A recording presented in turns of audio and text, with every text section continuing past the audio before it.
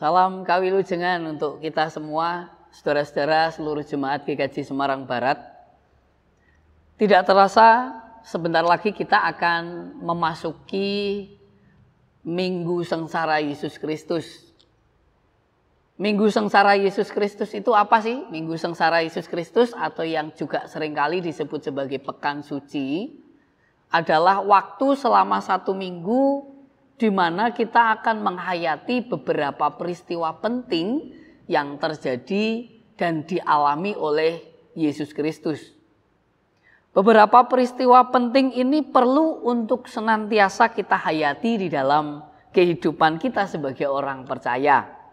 Nah, oleh karena itu perlu bagi kita saudara-saudara sebelum kita memasukinya, kita mempersiapkan diri, kita coba mempelajari, kita coba memahami sebetulnya apa saja peristiwa-peristiwa tersebut serta bagaimana pemaknaannya. Nah, kemudian nanti kita akan melihat juga apa saja atau dengan cara seperti apa kita akan menghayatinya dalam ibadah-ibadah yang kita laksanakan. Minggu Sengsara Yesus Kristus yang jelas terdiri mulai dari Minggu Palmarum, lalu kemudian dilanjutkan ibadah Kamis Putih, lalu ibadah Jumat Agung, dilanjutkan lagi ibadah Sabtu Sunyi, dan kemudian nanti diakhiri dengan ibadah Minggu Paskah. Nah, kita akan mencoba memahami satu persatu dimulai dari Minggu Palmarum. Saudara-saudara, Minggu Palmarum tahun 2024 ini akan kita rayakan bersama, kita ikuti bersama pada hari Minggu tanggal 24 Maret 2024. Bersama-sama kita merayakan Minggu Palmarum. Dan di Minggu Palmarum ini kita bersama diajak untuk menghayati adanya perbedaan sudut pandang atau perspektif antara orang-orang Yahudi dengan Yesus Kristus mengenai Yesus Sang Mesias atau Mesias Sang Pembebas. Ada perbedaan sudut pandang bahwa menurut orang-orang Yahudi, Mesias Sang Pembebas itu adalah dia seorang pemberani, dia seseorang yang selalu siap maju perang, bahkan selalu menang dalam peperangan. Mereka dalam kondisi konteks pada waktu itu memang sedang dalam penjajahan Romawi. Oleh karena itu mereka sangat-sangat menantikan kedatangan Mesias Sang Pembebas tadi. Itulah sebabnya ketika Yesus mau memasuki Yerusalem, mereka mengeluh-elukan dengan seruan Hosana dan melambaikan daun palmnya itu. Seruan itu bermakna atau memiliki arti selamatkanlah kami sekarang. Jadi konteks yang mereka hadapi, keselamatan yang mereka harapkan adalah mereka dibebaskan dari penjajahan Romawi melalui keberanian Sang Mesias tadi. Hal ini berbeda, bahkan berbedanya sangat berbanding terbalik dengan sudut pandangnya Yesus Kristus tentang Mesias Sang Pembebas.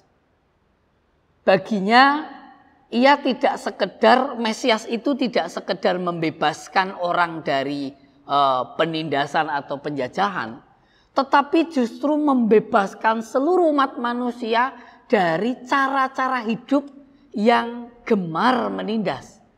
Karena sekalipun mereka orang Yahudi pada waktu itu sedang dalam penindasan, mereka sendiri juga suka menindas sesamanya. Kita bisa melihat cara yang ia lakukan. Ia datang ke Yerusalem itu bukan dengan mengendarai kuda sebagai simbol kesiapan perang, tetapi justru ia menggunakan anak keledai yang lemah.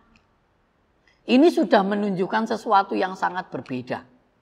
Ini sudah merupakan satu dobrakan yang sangat keras terhadap sudut pandang orang-orang Yahudi. Bahwa ya, aku Mesias Sang Pembebas, tapi aku tidak hanya sekedar membebaskan kalian dari penjajah, dari penindas-penindas Romawi, tetapi Mesias yang datang ini akan membebaskan cara hidup umatnya dari praktek-praktek penindasan itu. Nah, itulah sebabnya ketika melihat ada perbedaan sudut pandang, Yesus yang bukan datang menggunakan kuda siap perang dan kemudian beneran perang, bukan. Tapi Yesus yang datang dengan keledai dan justru pada akhirnya malah menyerahkan diri. Itu yang kemudian membuat orang-orang Yahudi dari yang sebelumnya berseru, Hosana, selamatkanlah kami sekarang. Ketika Yesus datang, kok beda? Maka berubah seruan mereka menjadi salibkan dia. Karena dia Mesias yang tak berguna, tidak sesuai dengan yang kami rindukan. Nah, saudara-saudara, sungguh ini merupakan suatu keteladanan yang luar biasa.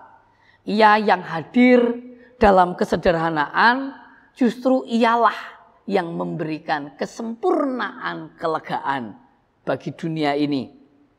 Nah, oleh karena itu, saudara, maka di dalam kebaktian Minggu Palmarum, terutama di tempat kita, di GKJ Semarang Barat, di semua tempat ibadah, kita akan menghayati perarakan prosesi Alkitab yang diiringi dengan lambaian daun palem, juga diiringi dengan nyanyian Hosana. Hal ini kita lakukan sebagai bentuk kesadaran kita bahwa sampai saat ini kita yang memang membutuhkan penyelamatan Allah. Maka teriakan Hosana, nyanyian Hosana adalah wujud kesadaran kita bahwa kita butuh diselamatkan. Tetapi di sisi lain ini juga menjadi kesadaran kita bahwa cara hidup kita selama ini, kelakuan hidup kita selama ini, kalau misalnya dikalimatkan, mungkin bunyinya adalah salibkan Yesus. Karena nyata-nyatanya ketika kita butuh diselamatkan, toh cara hidup kita seringkali masih hidup di dalam dosa. Nah, itulah sebabnya maka sekali lagi dalam kebaktian Minggu Palmarum kita akan mengikuti adanya prosesi penyerahan Alkitab yang biasanya dilakukan dari depan gitu ya. Ini justru prosesinya itu pangrukti dan pengkhotbah diiringi dengan majelis, dengan perarakan tadi, masuknya melalui pintu depan atau pintu yang ada di belakangnya jemaat. Prosesi masuk menuju ke depan mimbar, ada penyerahan Alkitab, lalu kemudian nanti pengkhotbah akan naik ke mimbar dan majelis yang lain menempatkan diri di tempatnya masing-masing. Itu kira-kira gambaran teknis maupun pemaknaan mengenai Minggu Palmarum. Selanjutnya nanti kita akan melihat dalam penghayatan di ibadah-ibadah berikutnya. Matur nuwun.